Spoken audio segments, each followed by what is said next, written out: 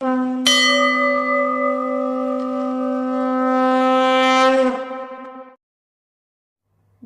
दर्शकगण, मैं सरिता भारती फिर से स्वागत करती हूँ भगवत गीता के 7वें अध्याय में।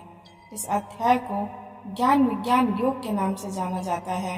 इस अध्याय में भगवान श्री कृष्ण ने अर्जुन को ज्ञान और विज्ञान के माध्यम से आत्मा, परमात्मा, ब्रह्म और सृष्टि के स्वरूप के बारे में बताया। इसमें भगवान कृष्ण ने यह बताया कि ज्ञान और भक्ति से ही सत्य की प्राप्ति होती है और संसार के असत रूपों से उबरकर परमात्मा का साक्षात्कार किया जा सकता है। तो चलिए चलते हैं भगवत गीता के 7वें अध्याय के प्रथम श्लोक की तरफ। श्री भगवान ने कहा, हे पृथा पुत्र, अब सुनो कि तुम किस तरह मेरी भावना से पूर्ण होकर और मन को मुझ में आसक्त करके योगाभ्यास करते हुए मुझे पूर्णतया संशय रहित जान सकते हो। इसका तात्पर्य है, भगवत गीता के 7वें अध्याय में कृष्ण भावनामृत की प्रकृति का विशद वर्णन हुआ है। कृष्ण समस्त ऐश्वर्य से पूर्ण है और वे इन्हें किस प्रकार प्रकट करते हैं, इसका वर्णन इसमें हुआ है। इसके अतिरिक्त इस अध्याय में इसका भी वर्णन है कि 4 प्रकार के भाग्यशाली व्यक्ति कृष्ण के प्रति आसक्त होते हैं और 4 प्रकार के भाग्यहीन व्यक्ति कृष्ण के शरण में कभी नहीं आते। प्रथम 6 अध्यायों में जीवात्मा को अभौतिक आत्मा के रूप में वर्णित किया गया है, जो विभिन्न प्रकार के योगों द्वारा आत्म साक्षात्कार को प्राप्त हो सकता है। 6ठे अध्याय के अंत में यह स्पष्ट कहा गया है कि मन को कृष्ण पर एकाग्र करना, या दूसरे शब्दों में कृष्ण भावामृत ही सर्वोच्च योग है। मन को कृष्ण पर एकाग्र करने से ही मनुष्य परम सत्य को पूर्णतया जान सकता है, अन्यथा नहीं। निर्विशेष ब्रह्म ज्योति या अंतर्यामी परमात्मा की अनुभूति परम सत्य का पूर्ण ज्ञान नहीं है, क्योंकि यह आंशिक होती है। कृष्ण ही पूर्ण तथा वैज्ञानिक ज्ञान है और कृष्ण भावनामृत में ही मनुष्य को सारी अनुभूति होती है। पूर्ण कृष्ण भावनामृत में मनुष्य जान पाता है कि कृष्ण ही निसंदेह परम ज्ञान है। विभिन्न प्रकार के योग तो कृष्ण भावनामृत के मार्ग के सोपान सदृश हैं। जो व्यक्ति कृष्ण भावनामृत ग्रहण करता है वह स्वतः ब्रह्म ज्योति तथा परमात्मा के विषय में पूरी तरह जान लेता है। कृष्ण भावनामृत योग का अभ्यास करके मनुष्य सभी वस्तुओं को यथा परम सत्य, जीवात्मा, प्रकृति तथा साज सामग्री समेत उनके प्राकट्य को पूरी तरह जान सकता है। अतः मनुष्य को चाहिए कि 6ठे अध्याय के अंतिम श्लोक के अनुसार योग का अभ्यास करें। परमेश्वर कृष्ण पर ध्यान की एकाग्रता को नवधा भक्ति के द्वारा संभव बनाया जाता है, जिसमें श्रवणम अग्रणी एवं सबसे महत्वपूर्ण है। अतः भगवान अर्जुन से कहते हैं कि तच्छृणु अर्थात मुझसे सुनो। कृष्ण से बढ़कर कोई प्रमाण नहीं है, अतः उनसे सुनने का जिसे सौभाग्य प्राप्त होता है वह पूर्णतः कृष्ण भावना भावित हो जाता है। अतः मनुष्य को या तो साक्षात कृष्ण से या कृष्ण के शुद्ध भक्त से सीखना चाहिए, न कि अपनी शिक्षा का अभिमान करने वाले अभक्त से। परम सत्य श्री भगवान कृष्ण को जानने की विधि का वर्णन श्रीमद् भागवत के प्रथम स्कंद के 2वें अध्याय में इस प्रकार हुआ है। शृण्वतां स्वकथा कृष्ण पुण्य श्रवण कीर्तन हृदन्तस्थो ह्यवत्राणि विधोनति सुहृत्सताम्। नष्टप्रायेषु भद्रेषु नित्यं भागवत सेवया भगवत्युक्तम श्लोके भक्तिर्भवति नैष्ठिकी। तदा रजस्तमो भावः कामलोभाद् यस्य चेत एतर्नाविद्धं स्थितं सत्त्वे प्रसीदति। एवं प्रसन्न मनसो भगवत भक्ति योगतः भगवत तत्विज्ञान मुक्त संगस्य जायते। भिद्यते हृदय ग्रंथिश्छिदन्ते सर्व संशयाः क्षीयन्ते चास्य कर्माणि दृष्ट एवात्मनीश्वरे। वैदिक साहित्य से श्री कृष्ण के विषय में सुनना या भगवत गीता से साक्षात उन्हीं से सुनना अपने आप में पुण्य कर्म है, और जो प्रत्येक हृदय में वास करने वाले भगवान कृष्ण के विषय में सुनता है उसके लिए वे शुभेक्षु मित्र की भांति कार्य करते हैं, और जो भक्त निरंतर उनका श्रवण करता है उसे वे शुद्ध कर देते हैं। इस प्रकार भक्त अपने सुप्त दिव्य ज्ञान को फिर से पा लेता है। ज्यों ज्यों वह भागवत तथा भक्तों से कृष्ण के विषय में अधिकाधिक सुनता है, त्यों त्यों वह भगवत भक्ति में स्थिर हो जाता है। भक्ति के विकसित होने पर वह रजो तथा तमोगुण से मुक्त हो जाता है और इस प्रकार भौतिक काम तथा लोभ कम हो जाते हैं। जब ये कल्मश दूर हो जाते हैं तो भक्त सतोगुण में स्थिर हो जाता है। भक्ति के द्वारा स्फूर्ति प्राप्त करता है और भगवत तत्व को पूरी तरह जान लेता है। भक्ति योग भौतिक मोह की कठिन ग्रंथि को भेदता है और भक्त को असंशम समग्रम अर्थात परम सत्य श्री भगवान को समझने की अवस्था को प्राप्त कराता है। अतः श्री कृष्ण से या कृष्ण भावना भावित भक्तों के मुखों से सुनकर ही कृष्ण तत्व को जाना जा सकता है। श्लोक 2। अब मैं तुमसे पूर्ण रूप से व्यवहारिक तथा दिव्य ज्ञान कहूँगा। इसे जान लेने पर तुम्हें जानने के लिए और कुछ भी शेष नहीं रहेगा। इसका तात्पर्य है पूर्ण ज्ञान में प्रत्यक्ष जगत, इसके पीछे काम करने वाला आत्मा तथा इन दोनों के उद्यम सम्मिलित हैं। यह दिव्य ज्ञान है। भगवान उपयुक्त ज्ञान पद्धति बताना चाहते हैं क्योंकि अर्जुन उनका विश्वस्त भक्त तथा मित्र है। चतुर्थ अध्याय के प्रारंभ में इसकी व्याख्या भगवान कृष्ण ने की और उसकी पुष्टि यहाँ पर हो रही है। भगवत भक्त द्वारा पूर्ण ज्ञान का लाभ भगवान से प्रारंभ होने वाली गुरु परंपरा से ही किया जा सकता है। अतः मनुष्य को इतना बुद्धिमान तो होना ही चाहिए कि वह समस्त ज्ञान के उद्यम को जान सके, जो समस्त कारणों का कारण है और समस्त योगों में ध्यान का एकमात्र लक्ष्य है। जब समस्त कारणों के कारण का पता चल जाता है तो सभी ज्ञेय वस्तुएं ज्ञात हो जाती हैं और कुछ भी अज्ञेय नहीं रह जाता। वेदों का कहना है कस्मिन् भगवो विज्ञाते सर्वमिदं विज्ञातम भवति। श्लोक 3। कई हजार मनुष्यों में से कोई एक सिद्धि के लिए प्रयत्नशील होता है और इस तरह सिद्धि प्राप्त करने वालों में से बिरला ही कोई मुझे वास्तव में जान पाता है। इसका तात्पर्य है मनुष्यों के विभिन्न कोटियां हैं और हजारों मनुष्यों में से शायद बिरला मनुष्य ही यह जानने में रुचि रखता है कि आत्मा क्या है, शरीर क्या है और परम सत्य क्या है। सामान्यतः मानव आहार, निद्रा, भय तथा मैथुन जैसी पशु वृत्तियों में लगा रहता है और मुश्किल से कोई एक दिव्य ज्ञान में रुचि रखता है। गीता के प्रथम 6 अध्याय उन लोगों के लिए है जिनकी रुचि दिव्य ज्ञान में, आत्मा, परमात्मा तथा ज्ञान योग, ध्यान योग द्वारा अनुभूति की क्रिया में तथा पदार्थ से आत्मा के पार्थक्य को जानने में है। किंतु कृष्ण तो केवल उन्हीं व्यक्तियों द्वारा ज्ञेय हैं जो कृष्ण भावना भावित हैं। अन्य योगी निर्विशेष ब्रह्म अनुभूति प्राप्त कर सकते हैं क्योंकि कृष्ण को जानने की अपेक्षा यह सुगम है। कृष्ण परम पुरुष हैं किंतु साथ ही वे ब्रह्म तथा परमात्मा ज्ञान से परे हैं। योगी तथा अज्ञानी जन कृष्ण को नहीं समझ सकते। यद्यपि महानतम निर्विशेषवादी शंकराचार्य ने अपने गीता भाष्य में स्वीकार किया है कि कृष्ण भगवान है, किंतु उनके अनुयायी इसे स्वीकार नहीं करते क्योंकि भले ही किसी को निर्विशेष ब्रह्म की दिव्य अनुभूति क्यों न हो, कृष्ण को जान पाना अत्यंत कठिन है। कृष्ण भगवान समस्त कारणों के कारण आदि पुरुष गोविंद हैं। ईश्वरः परमः कृष्णः सच्चिदानंद विग्रह अनादिरादिर गोविंदः सर्व कारण कारणम। अभक्तों के लिए उन्हें जान पाना अत्यंत कठिन है। यद्यपि अभक्तगण यह घोषित करते हैं कि भक्ति का मार्ग सुगम है, किंतु वे इस पर चलते नहीं। यदि भक्ति मार्ग इतना सुगम है जितना अभक्तगण कहते हैं, तो फिर वे कठिन मार्ग को क्यों ग्रहण करते हैं? वास्तव में भक्ति मार्ग सुगम नहीं है। भक्ति के ज्ञान से हीन अनाधिकारी लोगों द्वारा ग्रहण किया जाने वाला तथा कथित भक्ति मार्ग भले ही सुगम हो, किंतु जब विधि विधानों के अनुसार दृढ़ता पूर्वक इसका अभ्यास किया जाता है तो मीमांसक तथा दार्शनिक इस मार्ग से चित हो जाते हैं। श्री रूप गोस्वामी अपनी कृति भक्ति सामृत सिंधु में लिखते हैं, श्रुति स्मृति पुराणादि पंचरात्रि विधि विना एकांत की हरेर भक्ति रुत्पाता यव कल्पते। भक्ति जो उपनिषदों, पुराणों तथा नारद पंचरात्र जैसे प्रामाणिक वैदिक ग्रंथों की अवहेलना करती है, समाज में व्यर्थ ही अव्यवस्था फैलाने वाली है। ब्रह्मवेत्ता निर्विशेषवादी या परमात्मवेत्ता योगी भगवान श्री कृष्ण को यशोदानंदन या पार्थसारथी के रूप में कभी नहीं समझ सकते। कभी कभी बड़े बड़े देवता भी कृष्ण के विषय में भ्रमित हो जाते हैं। मुह्यन्ति यत् सूर्यः माम तु वेद न कश्चन। भगवान कहते हैं कि कोई भी मुझे उस रूप में तत्वतः नहीं जानता जैसा मैं हूँ, और कोई यदि कोई जानता है स महात्मा सुदुर्लभः, तो ऐसा महात्मा विरला होता है। अतः भगवान की भक्ति किए बिना कोई भगवान को तत्वतः नहीं जान पाता, भले ही वह महान विद्वान या दार्शनिक क्यों न हो।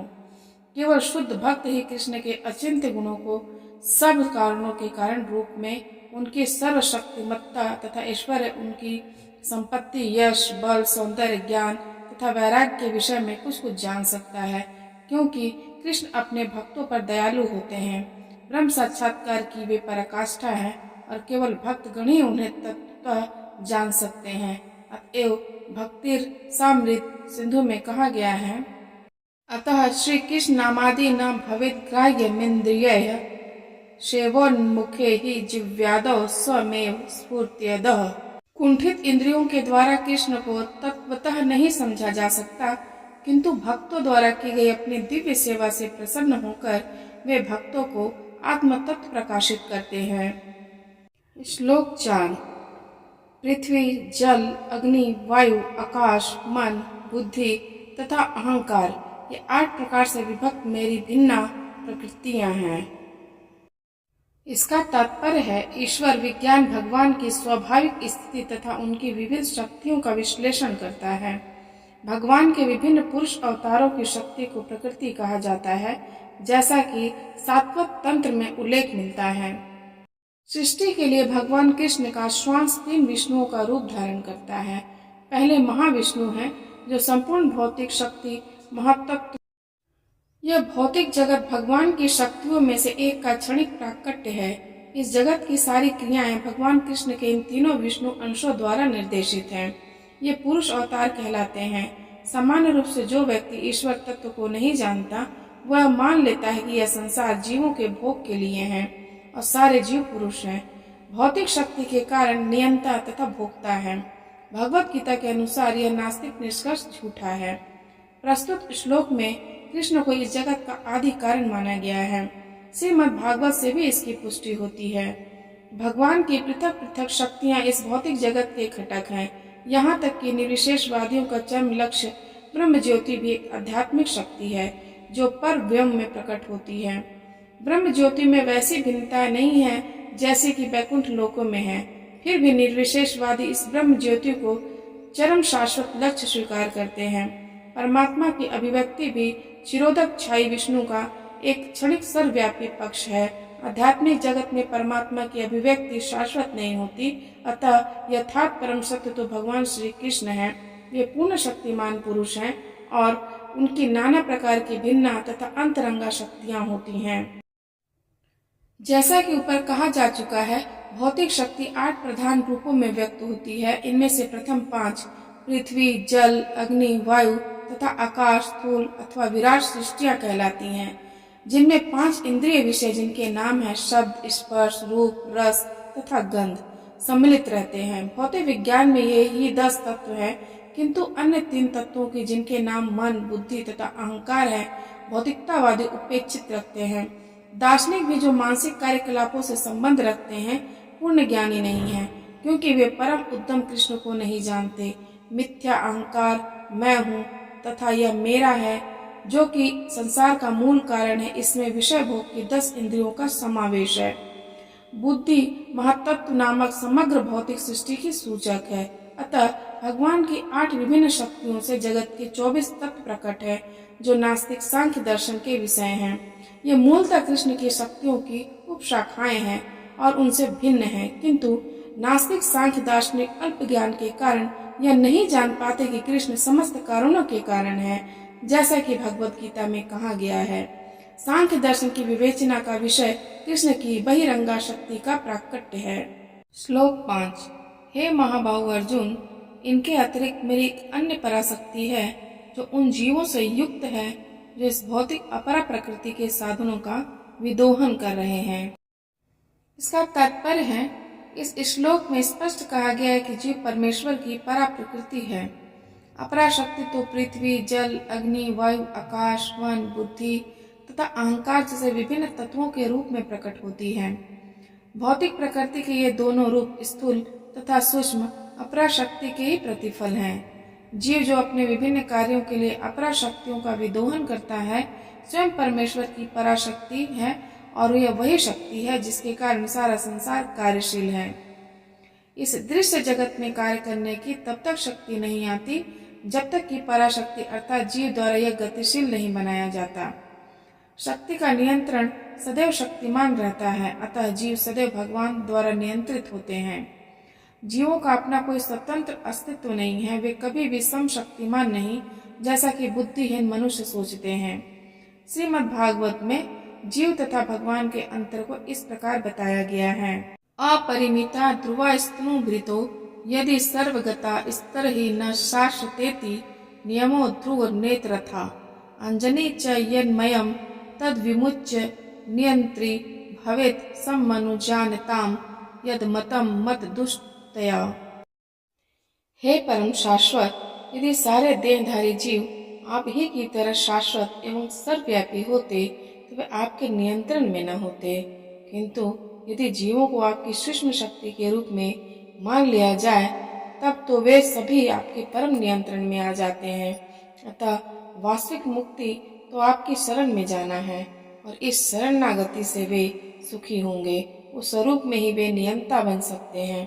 अतः अल्पज्ञ पुरुष जो अद्वैतवाद के पक्षधर है और इस सिद्धांत का प्रचार करते हैं कि भगवान और जीव सभी प्रकार से एक दूसरे के समान है, वास्तव में वे प्रदूषित मत द्वारा निर्देशित होते हैं।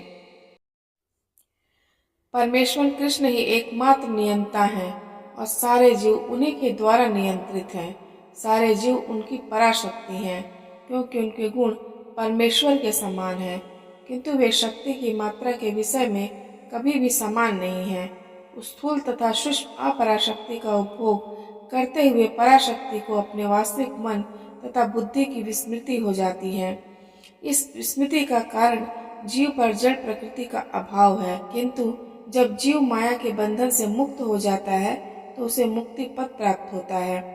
माया के प्रभाव में आकर अहंकार सोचता है मैं ही पदार्थ हूँ और सारी भौतिक उपलब्धि मेरी है। जब वह सारे भौतिक विचारों से, जिनमें भगवान के साथ तादात्म्य में भी सम्मिलित है, मुक्त हो जाता है और उसे वास्तविक स्थिति प्राप्त होती है। अतः यह निष्कर्ष निकाला जा सकता है कि गीता जीव को कृष्ण की अनेक शक्तियों से एक मानती है और जब यह शक्ति भौतिक कल्मश से मुक्त हो जाती है तो वह पूर्णतया कृष्ण भावना भावित या बंधन मुक्त हो जाती है। श्लोक 6।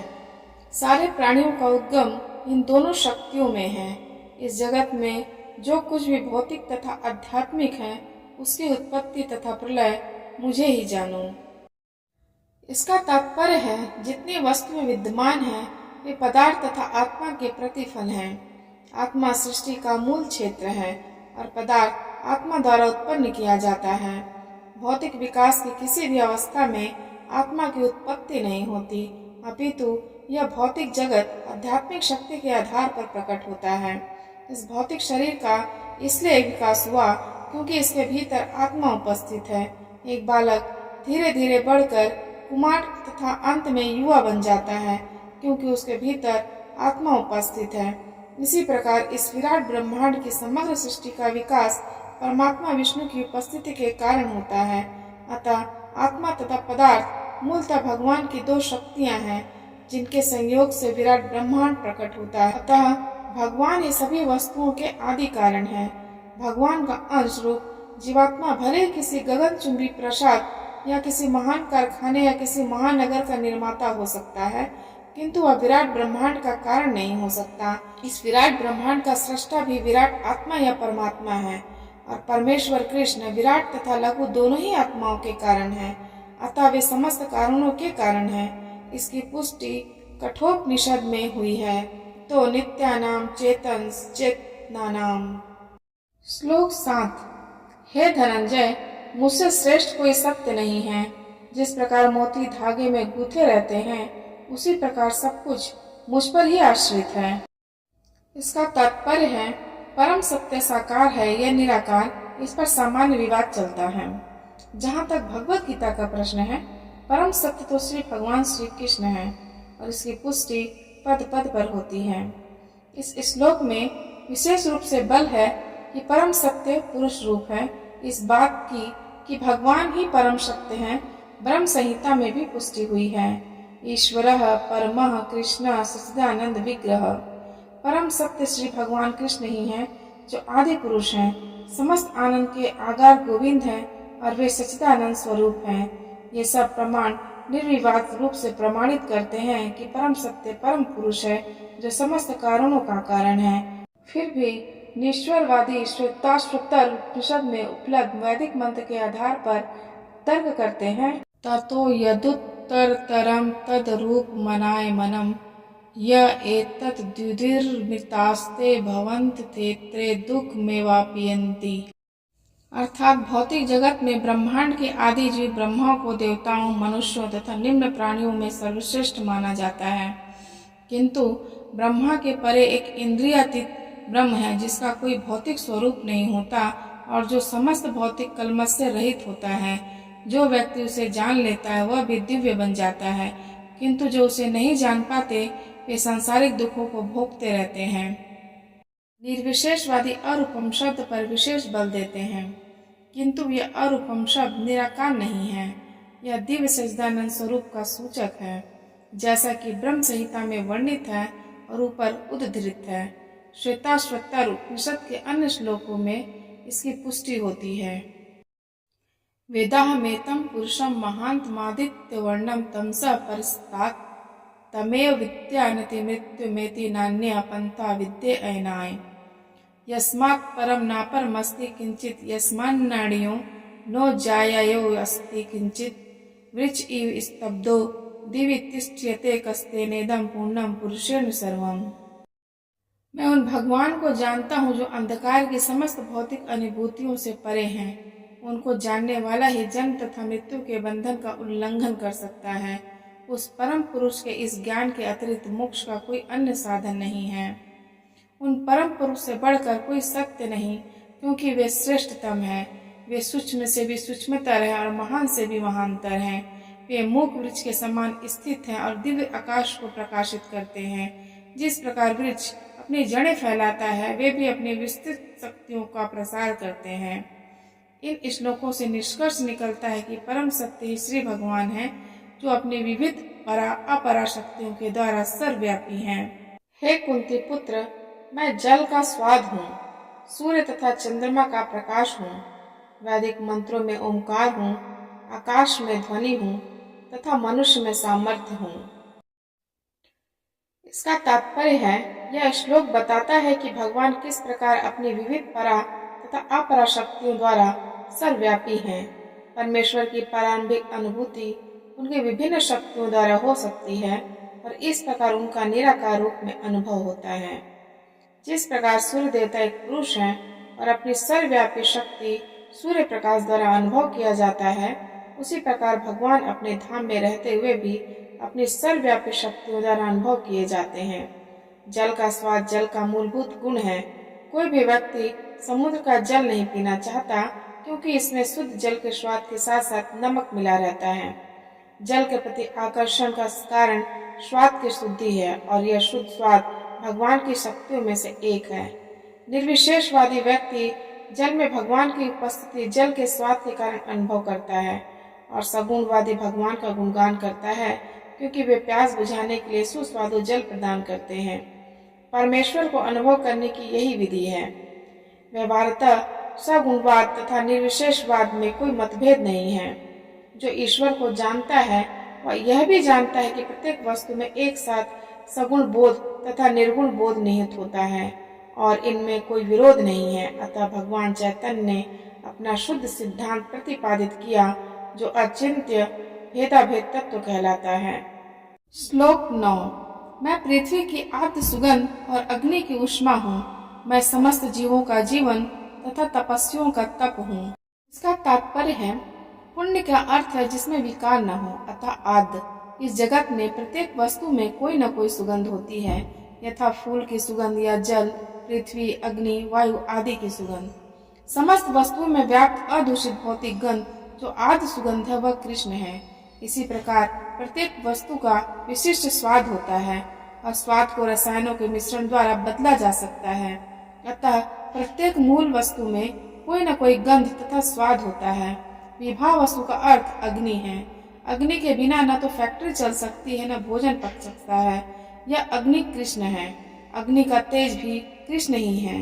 वैदिक चिकित्सा के अनुसार उपज का कारण पेट में अग्नि की मंदता है, अतः पाचन तक के लिए अग्नि आवश्यक है। कृष्ण भावनामृत में हम इस बात से अवगत होते हैं कि पृथ्वी, जल, अग्नि, वायु तथा प्रत्येक सक्रिय तत्व, सारे रसायन तथा सारे भौतिक तत्व कृष्ण के कारण हैं। मनुष्य की आयु भी कृष्ण के कारण है। अतः कृष्ण की कृपा से ही मनुष्य अपने को दीर्घायु या अल्पजीवी बना सकता है। अतः कृष्ण भावनामृत प्रत्येक क्षेत्र में सक्रिय रहता है। श्लोक 10। हे पृथापुत्र, यह जान लो कि मैं ही समस्त जीवों का आदि बीज हूँ, बुद्धिमानों की बुद्धि तथा समस्त तेजस्वी पुरुषों का तेज हूँ।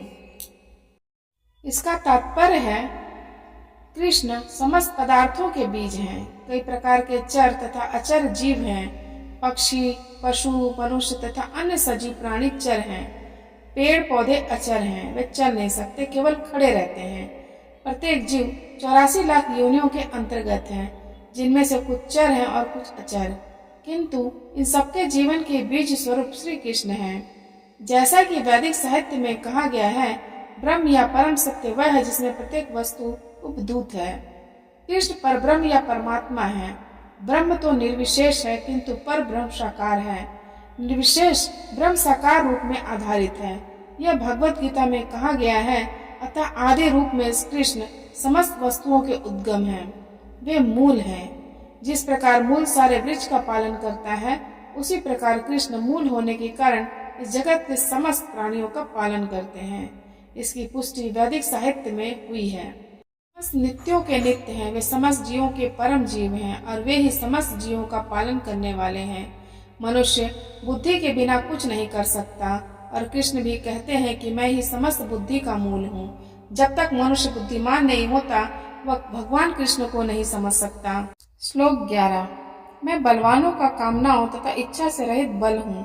हे भरत श्रेष्ठ, मैं वह काम हूँ जो धर्म के विरुद्ध नहीं है। इसका तात्पर्य है बलवान पुरुष की शक्ति का उपयोग दुर्बलों की रक्षा के लिए होना चाहिए, व्यक्तिगत आक्रमण के लिए नहीं। इसी प्रकार धर्म सम्मत मैथुन संतानोत्पत्ति के लिए होना चाहिए, अन्य कार्यों के लिए नहीं। अतः माता पिता का उत्तरदायित्व है कि वे अपने संतान को कृष्ण भावना भावित बनाएं। श्लोक 12। तुम जान लो कि मेरी शक्ति द्वारा सारे गुण प्रकट होते हैं, चाहे वह सतोगुण हो, रजोगुण हो या तमोगुण हो। एक प्रकार से मैं सब कुछ हूँ, किंतु हूँ स्वतंत्र। मैं प्रकृति के गुणों के अधीन नहीं हूँ, अपितु वे मेरे अधीन हैं। इसका तात्पर्य है संसार के सारे भौतिक कार्यकलाप प्रकृति के गुणों के अधीन संपन्न होते हैं। यद्यपि प्रकृति के गुण परमेश्वर कृष्ण से उद्भूत हैं, किंतु भगवान उनके अधीन नहीं होते। उदाहरणार्थ, राज्य के नियमानुसार कोई दंडित हो सकता है, किंतु नियम बनाने वाला राजा उस नियम के अधीन नहीं होता। इसी तरह प्रकृति के सभी गुण सतो, रजो तथा तमोगुण भगवान कृष्ण से उद्भूत हैं, किंतु कृष्ण प्रकृति के अधीन नहीं है, इसलिए वे निर्गुण हैं। जिसका तात्पर्य है कि सभी गुण उनसे उद्भूत है, किंतु ये उन्हें प्रभावित नहीं करते। यह भगवान का विशेष लक्षण है। श्लोक 13। 3 गुणों सतो, रजो तथा तमो के द्वारा मोहग्रस्त यह सारा संसार मुझ गुणातीत तथा अविनाशी को नहीं जानता। इसका तात्पर्य है सारा संसार प्रकृति के 3 गुणों से मोहित है। जो लोग इस प्रकार से 3 गुणों के द्वारा मोहित हैं, वे नहीं जान सकते कि परमेश्वर कृष्ण इस प्रकृति से परे है। प्रत्येक जीव को प्रकृति के वशीभूत होकर एक विशेष प्रकार का शरीर मिलता है और तद अनुसार से एक विशेष मनोवैज्ञानिक तथा शारीरिक कार्य करना होता है। प्रकृति के 3 गुणों के अंतर्गत कार्य करने वाले मनुष्यों की 4 श्रेणियां हैं। जो नितांत सतोगुणी हैं, वे ब्राह्मण हैं। जो रजोगुणी हैं, वे क्षत्रिय, और जो रजोगुणी हैं तथा तमोगुणी दोनों हैं, वे वैश्य कहलाते हैं, तथा जो नितांत तमोगुणी हैं, वे शूद्र कहलाते हैं। जो इनसे भी नीच हैं, वे पशु हैं। फिर ये उपाधियां स्थायी नहीं हैं। मैं ब्राह्मण, क्षत्रिय, वैश्य या कुछ भी हो सकता हूँ। जो भी हो, यह जीवन नश्वर है।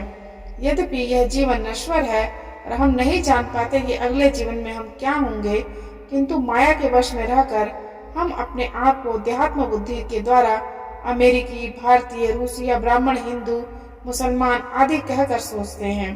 और यदि हम प्रकृति के गुणों में बंध जाते हैं तो हम उस भगवान को भूल जाते हैं जो इन गुणों के मूल में है।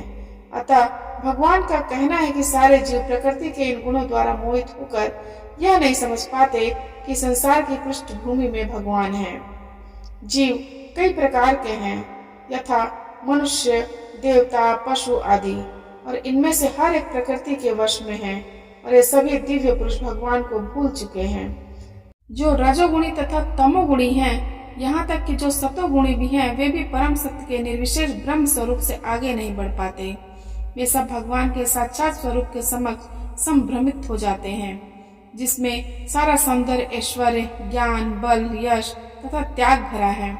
जब सतोगुणी तक इस स्वरूप को नहीं समझ पाते तो उनसे क्या आशा की जाए कि जो रजोगुणी या तमोगुणी हैं। कृष्ण भावनामृत प्रकृति के इन तीनों गुणों से परे हैं और जो लोग निसंदेह कृष्ण भावनामृत में स्थित हैं वे ही वास्तव में मुक्त हैं। श्लोक 14। प्रकृति के 3 गुणों वाली इस मेरी दैवी शक्ति को पार कर पाना कठिन है, किंतु जो मेरे शरणागत हो जाते हैं वे सरलता से इसे पार कर जाते हैं। इसका तात्पर्य है भगवान की शक्तियां अनंत हैं और ये सारी शक्तियां दैवी हैं। यद्यपि जीवात्मा उनकी शक्तियों के अंश हैं अतः दैवी हैं, किंतु भौतिक शक्ति के संपर्क में रहने से उनकी पराशक्ति आच्छादित रहती है। इस प्रकार भौतिक शक्ति से आच्छादित होने के कारण मनुष्य उसके प्रभाव का अतिक्रमण नहीं कर पाता। जैसा कि पहले कहा जा चुका है, परा तथा अपरा शक्तियां भगवान से उपद्रुत होने के कारण नित्य हैं। जीव भगवान की पराशक्ति से संबंधित होते हैं, किंतु अपरा शक्ति अर्थात पदार्थ के द्वारा दूषित होने से उनका मोह भी नित्य होता है। अतः बद्ध जीव नित्य बद्ध है, कोई भी उसके बद्ध होने की तिथि को नहीं बता सकता। फलस्वरूप प्रकृति के चंगुल से उसका छूट पाना अत्यंत कठिन है, भले ही प्रकृति अपरा शक्ति क्यों न हो, क्योंकि भौतिक शक्ति परमेच्छा द्वारा संचालित होती है, जिससे लांघ पाना जीव के लिए कठिन है। यहाँ पर अपरा भौतिक प्रकृति को दैविक प्रकृति कहा गया है, क्योंकि इसका संबंध दैवी तथा इसका चालन दैवी इच्छा से होता है। दैवी इच्छा से संचालित होने के कारण भौतिक प्रकृति अपरा होते हुए भी दृश्य जगत के निर्माण तथा विनाश में महत्वपूर्ण भूमिका निभाती है। वेदों में इसकी पुष्टि इस प्रकार हुई है। मायाम तु प्रकृतिम विद्यान मायिनम तु महेश्वरम, अर्थात यद्यपि माया मिथ्या या नश्वर है, किंतु माया की पृष्ठभूमि में परम जादूगर भगवान है, जो परम नियंता महेश्वर है। उनका दूसरा अर्थ रस्सी है। इससे यह समझना चाहिए कि बद्ध जीव मोह रूपी रस्सी से जकड़ा हुआ है। यदि मनुष्य के हाथ पैर बांध दिए जाएं, तो वह अपने को छुड़ा नहीं सकता। उसकी सहायता के लिए कोई ऐसा व्यक्ति चाहिए जो बंधा न हो, किंतु एक बंधा हुआ व्यक्ति दूसरे बंधे व्यक्ति की सहायता नहीं कर सकता। अतः रक्षक को मुक्त होना चाहिए। अतः केवल कृष्ण या उनके प्रामाणिक प्रतिनिधि गुरु ही बद्ध जीव को छुड़ा सकते हैं। बिना ऐसे उत्कृष्ट सहायता के भवबंधन से छुटकारा नहीं मिल सकता। भक्ति या कृष्ण भावनामृत इस प्रकार के छुटकारे में सहायक हो सकता है। कृष्ण माया के अधीश्वर होने के नाते इस दुर्लभ शक्ति को आदेश दे सकते हैं कि बद्ध जीव को छोड़ दें। वे शरणागत जीव पर अहेतुकी कृपा तथा वात्सल्यवश ही जीव को मुक्त किए जाने का आदेश देते हैं, क्योंकि जीव मूलतः भगवान का प्रिय पुत्र है। अतः निष्ठुर माया के बंधन से मुक्त होने का एकमात्र साधन है भगवान के चरण कमलों की शरण ग्रहण करना। मावे पद भी अत्यंत सार्थक है। माम का अर्थ है एकमात्र कृष्ण को, ब्रह्मा या शिव को नहीं। यद्यपि ब्रह्मा तथा शिव भी अत्यंत महान हैं और प्राय विष्णु के ही समान हैं, किंतु ऐसे रजोगुण तथा तमोगुण के अवतारों के लिए संभव नहीं है कि वे बद्ध जीव को माया के चंगुल से छुड़ा सकें। दूसरे शब्दों में ब्रह्मा तथा शिव दोनों ही माया के वश में रहते हैं। केवल विष्णु माया के स्वामी हैं, अतः वे ही बद्ध जीव को मुक्त कर सकते हैं। वेदों में इसकी पुष्टि तमेव विदित्वा के द्वारा हुई है, जिसका अर्थ है कृष्ण को जान लेने पर ही मुक्ति संभव है। शिव जी भी पुष्टि करते हैं कि केवल विष्णु कृपा से मुक्ति प्राप्त की जा सकती है। मुक्ति प्रदाता सर्वेषां विष्णु रेव न संशयः, अर्थात इसमें संदेह नहीं कि विष्णु ही सबों के मुक्तिदाता हैं। श्लोक 15। जो निपट मूर्ख हैं, जो मनुष्यों में अधम हैं, जिनका ज्ञान माया द्वारा हर लिया गया है तथा जो असुरों की नास्तिक प्रकृति को धारण करने वाले हैं, ऐसे दुष्ट मेरी शरण ग्रहण नहीं करते।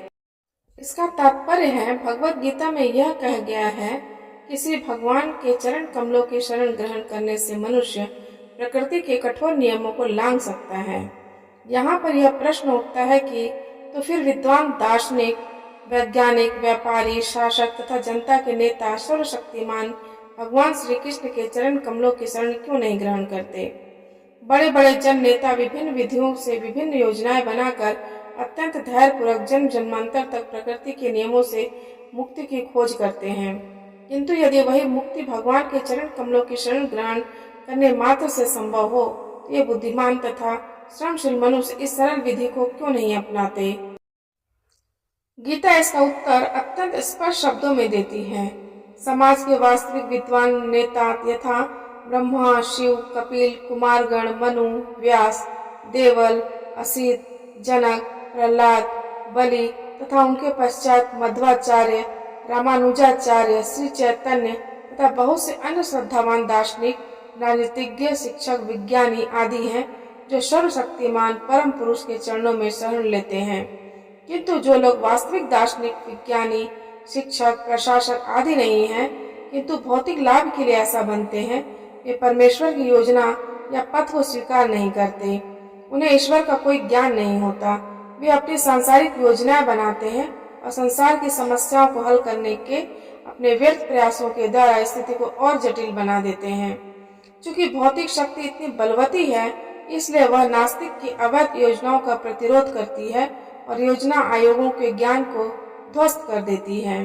नास्तिक योजना निर्माताओं को यहाँ पर दुष्कृतिनः कहा गया है, जिसका अर्थ है दुष्ट जन। कृति का अर्थ पुण्यात्मा होता है।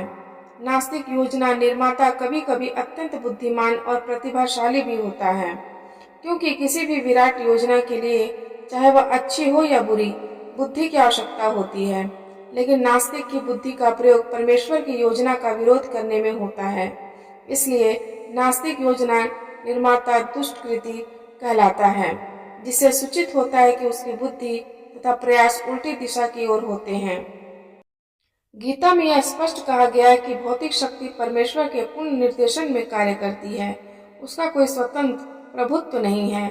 जिस प्रकार छाया पदार्थ का अनुसरण करती है, उसी प्रकार यह शक्ति भी कार्य करती है। तो भी यह भौतिक शक्ति अत्यंत प्रबल है और नास्तिक अपने अनिश्वरवादी स्वभाव के कारण यह नहीं जान सकता कि वह किस तरह कार्य करती है। नहीं वह परमेश्वर की योजना को जान सकता है। मोह तथा रजो एवं तमो गुणों में रहकर उसकी सारी योजना उसी प्रकार ध्वस्त हो जाती हैं, जिस प्रकार भौतिक दृष्टि से विद्वान, वैज्ञानिक, दार्शनिक, शासक तथा शिक्षक होते हुए भी हिरण्यकश्यप तथा रावण की सारी योजनाएं ध्वस्त हो गई थी। ये दुष्कृति या दुष्ट 4 प्रकार के होते हैं। पहला है मूढ़। वे जो कठिन श्रम करने वाले भारवाही पशुओं की भांति निपट मूर्ख होते हैं। वे अपने श्रम का लाभ स्वयं उठाना चाहते हैं, अतः वे भगवान को उसे अर्पित करना नहीं चाहते। भारवाही पशु का उपयुक्त उदाहरण गधा है। इस पशु से उसका स्वामी अत्यधिक कार्य लेता है। गधा यह नहीं जानता कि वह अहर्निश किसके लिए काम करता है। वह घास से पेट भर कर संतुष्ट रहता है। अपने स्वामी से मार खाने के भय से केवल कुछ घंटे सोता है और गधी से बार बार लात खाने के भय के बावजूद भी अपनी काम तृप्ति पूरी करता है। कभी कभी गधा कविता करता है और दर्शन बघाड़ता है, किंतु उसके रेखने से लोगों की शांति भंग होती है। ऐसी ही दशा उन सकाम कर्मियों की है जो यह नहीं जानते कि वे किसके लिए कर्म करते हैं। वे यह नहीं जानते कि कर्म यज्ञ के लिए है। ऐसे लोग जो अपने द्वारा उत्पन्न कर्मों के भार से दबे रहते हैं, प्राय यह कहते सुने जाते हैं कि उनके पास अवकाश कहाँ कि वे जीव की अमरता के विषय में सुने। ऐसे मूढ़ों के लिए नश्वर भौतिक लाभ ही जीवन का सब कुछ होता है। भले ही वे अपने श्रम फल के एक अंश का ही उपभोग कर सके। कभी कभी वे लाभ के लिए रात दिन नहीं सोते, भले ही उनके आमाशय में व्रण हो जाए या अपच हो जाए। वे बिना खाए ही संतुष्ट रहते हैं। वे मायामय स्वामियों के लाभ हेतु अहर्निश काम में व्यस्त रहते हैं। अपने असली स्वामी से अनभिज्ञ रहकर ये मूर्ख कर्मी माया की सेवा में व्यर्थ ही अपना समय गंवाते हैं। दुर्भाग्य तो यह है कि वे कभी भी स्वामियों के परम स्वामी की शरण में नहीं जाते, नहीं वे सही व्यक्ति से उसके विषय में सुनने में कुछ समय लगाते हैं। जो सूकर विष्ठा खाता है वह चीनी तथा घी से बनी मिठाइयों की परवाह नहीं करता, उसी प्रकार मूर्ख कर्मी इस नश्वर जगत की इंद्रियों को सुख देने वाले समाचारों को निरंतर सुनता रहता है, किंतु संसार को गतिशील बनाने वाली शाश्वत जीवित शक्ति के विषय में सुनने में तनिक भी समय नहीं लगाता। दूसरे प्रकार का दुष्कृति नराधम अर्थात अधम व्यक्ति कहलाता है। नर का अर्थ है मनुष्य और अधम का अर्थ है सबसे नीच। 84 लाख जीव योनियों में से 4 लाख मानव योनियां हैं। इनमें से अनेक निम्न मानव योनियां हैं, जिनमें से अधिकांश असंस्कृत हैं। सभ्य मानव योनियां वे हैं जिनके पास सामाजिक, राजनीतिक तथा धार्मिक नियम हैं। जो मनुष्य सामाजिक तथा राजनीतिक दृष्टि से उन्नत हैं, किंतु जिनका कोई धर्म नहीं होता, वे नराधम माने जाते हैं। धर्म ईश्वर विहीन नहीं होता, क्योंकि धर्म का प्रयोजन परम सत्य को तथा उसके साथ मनुष्य के संबंध को जानना है। गीता में भगवान स्पष्टतः कहते हैं कि उनसे परे कोई भी नहीं है और वे ही परम सत्य हैं। मनुष्य जीवन का सुसंस्कृत रूप सर्वशक्तिमान परम सत्य श्री भगवान कृष्ण के साथ मनुष्य की विस्मृत भावना को जागृत करने के लिए मिला है। जो इस अवसर को हाथ से जाने देता है वही नराधम है। शास्त्रों से पता चलता है कि जब बालक माँ के गर्भ में अत्यंत असहाय रहता है तो अपने उद्धार के लिए प्रार्थना करता है और वचन देता है कि गर्भ से बाहर आते ही वह केवल भगवान की पूजा करेगा। संकट के समय ईश्वर का स्मरण प्रत्येक जीव का स्वभाव है, क्योंकि वह ईश्वर के साथ सदा से संबंधित रहता है। किंतु उद्धार के बाद बालक जन्म पीड़ा को और उसी के साथ अपने उद्धारक को भी भूल जाता है, क्योंकि वह माया के यह तो बालकों के अभिभावकों का कर्तव्य है कि वे उन्हें सुप्त दिव्य भावनामृत को जागृत करें। वर्णाश्रम पद्धति में मनुस्मृति के अनुसार इस भावनामृत को जागृत करने के उद्देश्य से 10 शुद्धि संस्कारों का विधान है, जो धर्म का पथ प्रदर्शन करते हैं, किंतु वह विश्व के किसी भाग में किसी भी विधि का दृढ़ता पूर्वक पालन नहीं होता और फलस्वरूप जनसंख्या नराधम है। जब सारी जनसंख्या नराधम हो जाती है तो स्वाभाविक है कि उसकी सारी तथाकथित शिक्षा भौतिक प्रकृति की सर्वसमर्थ शक्ति द्वारा व्यर्थ कर दी जाती है। गीता के अनुसार विद्वान पुरुष वही है जो एक ब्राह्मण, कुत्ता, गाय, हाथी तथा चंडाल को समान दृष्टि से देखता है। असली भक्त की भी ऐसी ही दृष्टि होती है। गुरु रूप ईश्वर के अवतार श्री नित्यानंद प्रभु ने 2 भाइयों जगाई तथा माधाई नामक विशिष्ट नराधमों का उद्धार किया और यह दिखला दिया कि किस प्रकार शुद्ध भक्त नराधमों पर दया करता है। अतः जो नराधम भगवान द्वारा बहिष्कृत किया जाता है वह केवल भक्त की अनुकंपा से पुनः अपना आध्यात्मिक भावनामृत प्राप्त कर सकता है। श्री चैतन्य महाप्रभु ने भागवत धर्म का प्रवर्तन करते हुए संस्तुति की है कि लोग विनीत भाव से भगवान के संदेश को सुने। इस संदेश का सार भगवत गीता है। विनीत भाव से श्रवण करने मात्र से अधम मनुष्यों का उद्धार हो सकता है, किंतु दुर्भाग्यवश इस संदेश को सुनना तक नहीं चाहते। परमेश्वर की इच्छा के प्रति समर्पण करना तो दूर रहा, ये नराधम मनुष्य के प्रधान कर्तव्य की डटकर उपेक्षा करते हैं। दुष्कृतियों की तीसरी श्रेणी माया हित ज्ञाना की है, अर्थात ऐसे व्यक्तियों की जिनका प्रकांड ज्ञान माया के प्रभाव से शून्य हो चुका है। ये अधिकांशतः बुद्धिमान व्यक्ति होते हैं, यथा महान दार्शनिक, कवि, साहित्यकार, वैज्ञानिक आदि, किंतु माया इन्हें भ्रांत कर देती है, जिसके कारण परमेश्वर की अवज्ञा करते हैं। इस समय माया हित ज्ञाना की बहुत बड़ी संख्या है, यहाँ तक कि वे भगवत गीता के विद्वानों के मध्य भी हैं। गीता में अत्यंत सीधी सरल भाषा में कहा गया है कि श्री कृष्ण ही भगवान है, न तो कोई उनके तुल्य है न ही उनसे बड़ा। वे समस्त मनुष्यों के आदि पिता ब्रह्मा के भी पिता बताए गए हैं। वास्तव में ब्रह्मा के ही नहीं अपितु समस्त जीव योनियों के भी पिता हैं। वे निराकार ब्रह्म तथा परमात्मा के मूल हैं और जीवात्मा में स्थित परमात्मा उनका अंश है। वे सबके उत्स हैं और सबों को सलाह दी जाती है कि उनके चरण कमलों के शरणागत बने। इन सब कथनों के बावजूद ये मायाकृत ज्ञाना भगवान का उपहास करते हैं और उन्हें एक सामान्य मनुष्य मानते हैं। वे ये नहीं जानते कि भगवान मानव जीवन श्री भगवान के दिव्य शाश्वत स्वरूप के अनुरूप ही रचा गया है।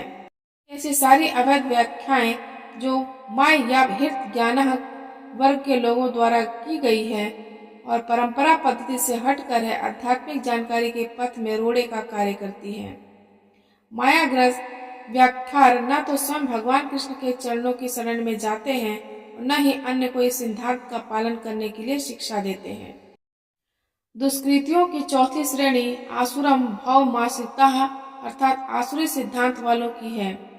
यह श्रेणी खुले रूप से नास्तिक होती है। इनमें से कुछ तर्क करते हैं कि परमेश्वर कभी भी संसार में अवतरित नहीं हो सकता, किंतु वे इसका ठोस प्रमाण नहीं बता पाते कि ऐसा क्यों नहीं हो सकता। कुछ ऐसे हैं जो परमेश्वर की निर्विशेष रूप के अधीन मानते हैं। यद्यपि गीता में इसका उल्टा बताया गया है। नास्तिक श्री भगवान के द्वेषवश अपनी बुद्धि से कल्पित अनेक अवैध अवतारों को प्रस्तुत करते हैं। ऐसे लोग जिनके जीवन का एकमात्र उद्देश्य भगवान को नकारना है, श्री कृष्ण के चरण कमलों के कभी शरणागत नहीं हो सकते। दक्षिण भारत के श्री यमुनाचार्य अलबद्रू ने कहा है कि हे प्रभु, आप उन लोगों द्वारा नहीं जाने जाते जो नास्तिक सिद्धांतों में लगे हैं। भले ही आप विलक्षण गुण, रूप तथा लीला से युक्त हैं, सभी शास्त्रों ने आपका विशुद्ध सत्वमय विग्रह प्रमाणित किया है तथा दैवी गुण संपन्न दिव्य ज्ञान के आचार्य भी आपको मानते हैं। अतएव मूढ़, नराधम, मायाभीत ज्ञानी अर्थात भ्रमित मनोधर्मी तथा नास्तिक, ये चार प्रकार के दुष्कृति कभी भी भगवान के चरण कमलों के शरण में नहीं जाते, भले ही सारे शास्त्र तथा आचार्य ऐसा उपदेश क्यों न देते रहें। श्लोक 16। हे भरत श्रेष्ठ, चार प्रकार के पुण्यात्मा मेरी सेवा करते हैं, आर्त, जिज्ञासु, अर्थार्थी तथा ज्ञानी।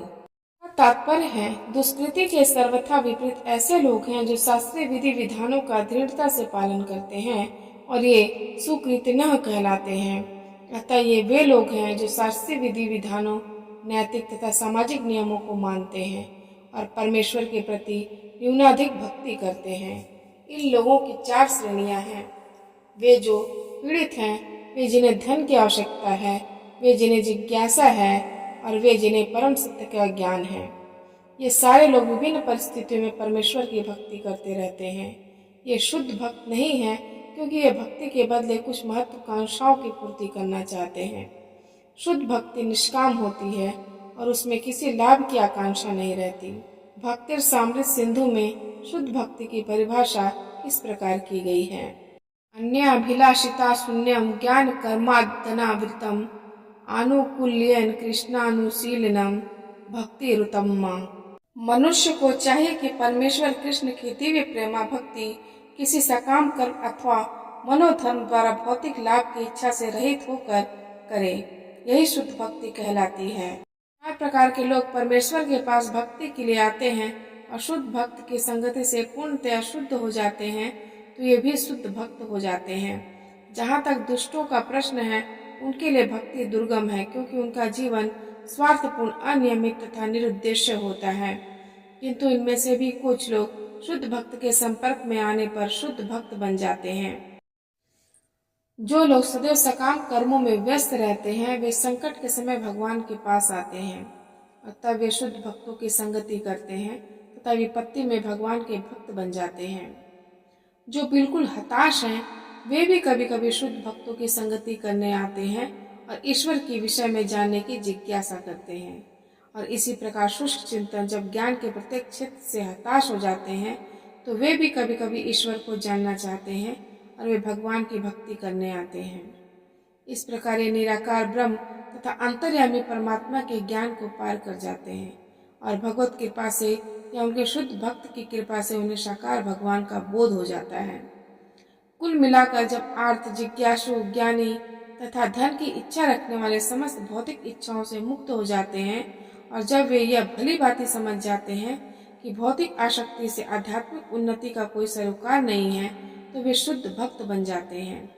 जब तक ऐसी शुद्ध अवस्था प्राप्त नहीं हो लेती, तब तक भगवान की दिव्य सेवा में लगे भक्त सकाम कर्मों में या संसारी ज्ञान की खोज में अनुरक्त रहते हैं। अतः शुद्ध भक्ति की अवस्था तक पहुँचने के लिए मनुष्य को इन सबों को लांघना होता है। श्लोक 17। इनमें से जो परम ज्ञानी है और शुद्ध भक्ति में लगा रहता है, वह सर्वश्रेष्ठ है, क्योंकि मैं उसे अत्यंत प्रिय हूँ और वह मुझे प्रिय है। तात्पर्य है, भौतिक इच्छाओं के समस्त कलमश से मुक्त आर्त, जिज्ञासु, धनहीन तथा ज्ञानी ये सब शुद्ध भक्त बन सकते हैं, किंतु इनमें से जो परम सत्य का ज्ञानी है और भौतिक इच्छाओं से मुक्त होता है, वही भगवान का शुद्ध भक्त हो पाता है। इन 4 वर्गों में से जो भक्त ज्ञानी है और साथ ही भक्ति में लगा रहता है, वह भगवान के कथनानुसार सर्वश्रेष्ठ है। ज्ञान की खोज करते रहने से मनुष्य को अनुभूति होती है कि उसका आत्मा उसके भौतिक शरीर से भिन्न है। अधिक उन्नति करने पर उसे निर्विशेष ब्रह्म तथा परमात्मा का ज्ञान होता है। जब वह पूर्णतया शुद्ध हो जाता है तो उसे ईश्वर के नित्य दास के रूप में अपनी स्वाभाविक स्थिति की अनुभूति होती है। इस प्रकार शुद्ध भक्त की संगति से आर्त, जिज्ञासु, धन का इच्छुक तथा ज्ञानी स्वयं शुद्ध हो जाते हैं। किंतु प्रारंभिक अवस्था में जिस व्यक्ति को परमेश्वर का पूर्ण ज्ञान होता है और साथ ही जो उनकी भक्ति करता रहता है, वह व्यक्ति भगवान को अत्यंत प्रिय होता है। जिसे भगवान की दिव्यता का शुद्ध ज्ञान प्राप्त होता है, वह भक्ति द्वारा इस तरह सुरक्षित रहता है कि भौतिक कलमश उसे छू भी नहीं पाते। श्लोक 18। निसंदेह ये सब उदार चेता व्यक्ति हैं, किंतु जो मेरे ज्ञान को प्राप्त है उसे मैं अपने ही समान मानता हूँ। वह मेरी दिव्य सेवा में तत्पर रहकर मुझ सर्वोच्च उद्देश्य को निश्चित रूप से प्राप्त करता है। इसका तात्पर्य है, ऐसा नहीं है कि जो कम ज्ञानी भक्त है वे भगवान को प्रिय नहीं है। भगवान कहते हैं कि सभी उदार चेता हैं, क्योंकि चाहे जो भी हो भगवान के पास किसी भी उद्देश्य से आए वह महात्मा कहलाता है। जो भक्त भक्ति के बदले कुछ लाभ चाहते हैं उन्हें भगवान स्वीकार करते हैं, क्योंकि इससे स्नेह का विनिमय होता है। वे स्नेहवश भगवान से लाभ की याचना करते हैं और जब उन्हें वह प्राप्त हो जाता है तो वे इतने प्रसन्न होते हैं कि वे भी भगवत भक्ति करने लगते हैं। किंतु ज्ञानी भक्त भगवान को इसलिए प्रिय है कि उसका उद्देश्य प्रेम तथा भक्ति से परमेश्वर की सेवा करना होता है। ऐसा भक्त भगवान की सेवा किए बिना क्षण भर भी नहीं रह सकता। इसी प्रकार परमेश्वर अपने भक्त को बहुत चाहते हैं और वे उससे विलग नहीं हो पाते। श्रीमद् भागवत में भगवान कहते हैं, साधो हृदयम मह्यम साधुनाम हृदयम त्वहम मदयन्ते न जानन्ति न हम तेभ्यो मनागपि। भक्तगण सदैव मेरे हृदय में वास करते हैं और मैं भक्तों के हृदय में वास करता हूँ। भक्त मेरे अतिरिक्त और कुछ नहीं जानता और मैं भी भक्त को कभी नहीं भूलता। मेरे तथा शुद्ध भक्तों के बीच घनिष्ठ संबंध रहता है। ज्ञानी शुद्ध भक्त कभी भी आध्यात्मिक संपर्क से दूर नहीं होते, अतः वे मुझे अत्यंत प्रिय हैं। श्लोक 19। अनेक जन्म जन्मांतर के बाद जिसे सचमुच ज्ञान होता है, वह मुझको समस्त कारणों का कारण जानकर मेरी शरण में आता है। ऐसा महात्मा अत्यंत दुर्लभ होता है। इसका तात्पर्य है, भक्ति या दिव्य अनुष्ठानों को करता हुआ जीव अनेक जन्मों के पश्चात इस दिव्य ज्ञान को प्राप्त कर सकता है कि आत्म साक्षात्कार का चरम लक्ष्य श्री भगवान है। आत्म साक्षात्कार के प्रारंभ में जब मनुष्य भौतिकता का परित्याग करने का प्रयत्न करता है तो वह निर्विशेषवाद की ओर उसका झुकाव हो सकता है, किंतु आगे बढ़ने पर वह यह समझ पाता है कि आध्यात्मिक जीवन में भी कार्य है और इन्हीं से भक्ति का विधान होता है। इसकी अनुभूति होने पर वह भगवान के प्रति आसक्त हो जाता है और उनकी शरण ग्रहण कर लेता है। इस अवसर पर वह समझ सकता है कि श्री कृष्ण की कृपा ही सर्वस्व है। वे ही सब कारणों के कारण हैं और यह जगत उनसे स्वतंत्र नहीं है। वह इस भौतिक जगत को आध्यात्मिक विविधताओं का विकृत प्रतिबिंब मानता है और अनुभव करता है कि प्रत्येक वस्तु का परमेश्वर कृष्ण से संबंध है। इस प्रकार वह प्रत्येक वस्तु को वासुदेव कृष्ण से संबंधित समझता है। इस प्रकार की वासुदेवमय व्यापक दृष्टि होने पर भगवान कृष्ण को परम लक्ष्य मानकर शरणागति प्राप्त होती है। ऐसे शरणागत महात्मा दुर्लभ हैं। इस श्लोक की सुंदर व्याख्या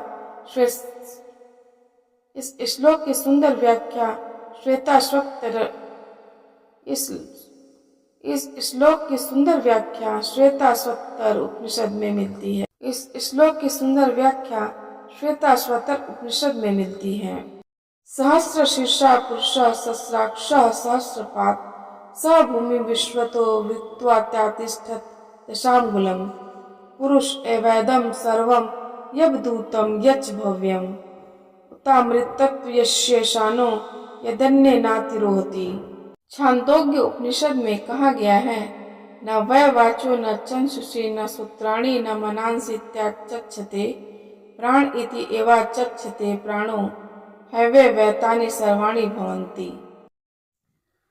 जीव के शरीर की बोलने की शक्ति, देखने की शक्ति, सुनने की शक्ति, सोचने की शक्ति ही प्रदान नहीं है। समस्त कार्यों का केंद्र बिंदु तो यह जीवन है। इसी प्रकार भगवान वासुदेव या भगवान श्री कृष्ण ही समस्त पदार्थों में मूल सत्ता है। इस देह में बोलने, देखने, सुनने तथा सोचने आदि की शक्तियां हैं, किंतु यदि ये भगवान से संबंधित न हो तो सभी व्यर्थ हैं। वासुदेव सर्वव्यापी हैं और प्रत्येक वस्तु वासुदेव है। अतः भक्त पूर्ण ज्ञान में रहकर शरण ग्रहण करता है। श्लोक 20। जिनकी बुद्धि भौतिक इच्छाओं द्वारा मारी गई है, वे देवताओं की शरण में जाते हैं और वे अपने अपने स्वभाव के अनुसार पूजा के विशेष विधि विधानों का पालन करते हैं। इसका तात्पर्य है, जो समस्त भौतिक कलमश से मुक्त हो चुके हैं, वे भगवान की शरण ग्रहण करते हैं और उनकी भक्ति में तत्पर होते हैं। जब तक भौतिक कलमश धुल नहीं जाता, तब तक वे स्वभावतः अभक्त रहते हैं, किंतु जो भौतिक इच्छाओं के होते हुए भी भगवान की ओर उन्मुख होते हैं, वे बहिरंगा प्रकृति द्वारा नहीं होते। चूंकि वे सही उद्देश्य की ओर अग्रसर होते हैं, अतः वे शीघ्र ही सारी भौतिक कामेक्षाओं से मुक्त हो जाते हैं। श्रीमद् भागवत में कहा गया है कि मनुष्य को चाहिए कि स्वयं को वासुदेव के प्रति समर्पित करें और उनकी पूजा करें, चाहे वह भौतिक इच्छाओं से रहित हो या भौतिक इच्छाओं से पूरित हो या भौतिक कलमश से मुक्ति चाहता हो, जैसा कि भागवत में कहा गया है, अकामः सर्व कामो व मोक्ष काम उदारधीः त्रिवेण भक्ति योगेन यजेत पुरुषम परम। अर्थात जो अल्पज्ञ हैं तथा जिन्होंने अपनी आध्यात्मिक चेतना खो दी है, वे भौतिक इच्छाओं की अविलंब पूर्ति के लिए देवताओं की शरण में जाते हैं। सामान्यतः ऐसे लोग भगवान की शरण में नहीं जाते, क्योंकि वे निम्नतर गुणों वाले होते हैं। अतः वे विभिन्न देवताओं की पूजा करते हैं। वे पूजा के विधि विधानों का पालन करने में ही प्रसन्न रहते हैं। देवताओं के पूजक छोटी छोटी इच्छाओं के द्वारा प्रेरित होते हैं और यह नहीं जानते कि परम लक्ष्य तक किस प्रकार पहुंचा जाए।